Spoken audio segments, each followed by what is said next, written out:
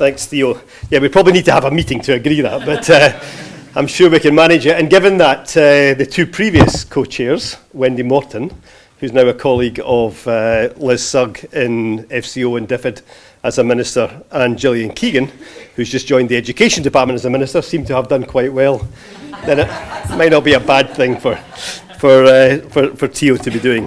Congratulations on your election to Parliament, Theo. I think you've been a fantastic Chief Executive of CGP. I'm absolutely certain, I hope, that Libby is going to follow in your footsteps with as much success, but I don't think Jeremy Lefroy could have a much better successor as a Member of Parliament, and I, for one, are definitely delighted to see you there. I want to talk partly about the political importance of girls' education, but I also want to talk as an educationalist. I was a school teacher for 9 years before I went into politics in any way full-time. And I can still remember the two things about my younger years that I can remember. One was when I was about 5 or 6, I lived in a very rural part of Scotland. We got driven to school every day. And I remember driving down from the farm to the village to go to school and watching my father plant trees as a winter job for the Forestry Commission when he wasn't so busy on the farm, and thinking, I am never going to do that. I'm going to pass my exams at school, and I'm going to get out here and do something else with my life. And it was education that felt like liberation to me. Harriet talks about liberation.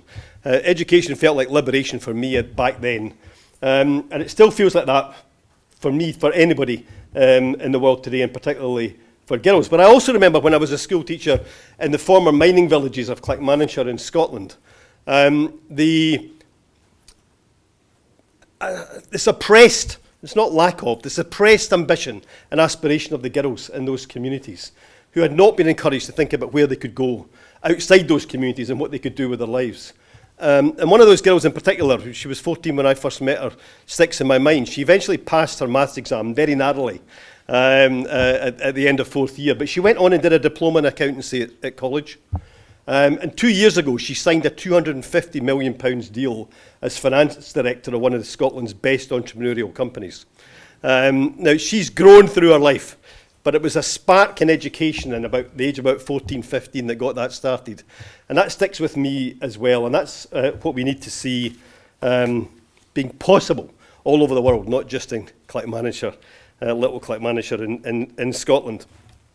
To me, education is fundamental to all of the Sustainable Development Goals. Everybody's got a claim on which goal they like best. I mean, I have a particular attachment to Goal 16 on peace and justice, but education is the goal. Education is the opportunity that will drive success and achievement in all of the other goals. And there are lots of statistics, and all of those statistics are so important, whether it's the smallest one that then produces a catalyst for other change, as we've just heard about in some much larger numbers in South Sudan, or whether it's the totals throughout the world of girls who don't yet go to school.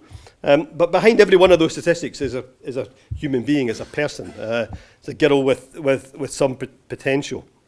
Last summer I went to visit the IDP camps in northern Iraq, which still house about 75,000 from the Yazidi communities who were forced to move when ISIS came to terrorise their villages in Sinjar. I mean, a group of girls, survivors from that time, young teenage girls who'd seen things that none of us would ever want to see in our lifetimes and that they will never forget. But the spark in their minds about the potential of getting back into a school somewhere, one of them in particular who'd learned English in the camp, found somebody to teach her English and now wanted to train to be a doctor if she could ever get out of that camp into somewhere that could teach her. A girl I met in Mombasa in Kenya who had left school at the age of 10, got on a DFID-funded training programme for young entrepreneurs, learned some skills, and had an idea with their best pal that food that they were cooking every day for their family could be sold in the street as well. And she was just about to take over a local shop and start running it as a cafe. That potential that had been suppressed at the age of 10 because for financial reasons she'd been forced to leave the school, now with a little bit of education and training, providing real opportunity for the future. There are, 130 million of these girls around the world. There are many more who just get part-time schooling. But I think there's more than just giving an overall commitment to to the numbers. And I really welcome the Prime Minister's commitment to this. I've heard them speak about this. Everybody in this room will have their own views, positive, negative, probably quite mixed, about the Prime Minister. I've heard him speak on this subject, and I absolutely believe him on this subject. That he has analysed the different choices that he could make for investing British money overseas, and he sees this as the number one change mechanism that would change the most lives. So we should back him on that ambition. But we should also say that education's not an oven-ready microwave deal.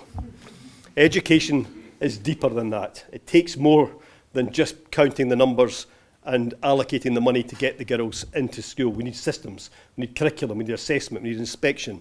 We need the same education systems built around the world as we built on health in order to try and deal with challenges like HIV, AIDS and TB and so on.